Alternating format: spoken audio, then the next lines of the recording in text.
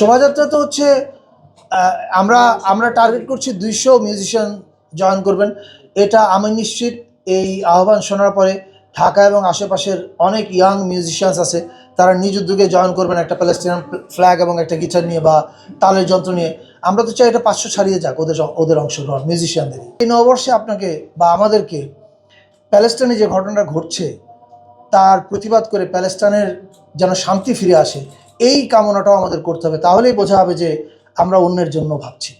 So I think এটা একটা আমাদের সংস্কৃতিটা কি, এইটার এক ধরনের স্টেটমেন্টও বটে। I hope I could answer you. এসব কিন্তু এবার সারা বাংলাদেশে হচ্ছে এবং প্রত্যেকটা জায়গায় আগের চেয়ে বড় এবং দ্বিগুণ স্কেলে হচ্ছে। এখন ওই জেলা প্রশাসক এবং পুলিশ সুপার ঠিক করবেন যে কোনটা তাদের জন্য আইডিয়াল। আমরা যেমন ঢাকার ক্ষেত্রে বলতে পারি চৈত্র সংক্রান্তির কনসার্ট রাত 9টা পর্যন্ত চলবে। এছাড়া 14 তারিখে কিছু প্রোগ্রাম আছে যেগুলো 9টা পর্যন্ত যাবে, যেটা আপনারা দুপুর 2টায় ডিটেল জানতে পারবেন। দেশ স্বাধীন হওয়ার 54 বছর পরে একটা সত্যিকারের অন্তর্ভুক্তিমূলক উৎসব করছে, যেখানে সব জাতিগোষ্ঠী এক হচ্ছে।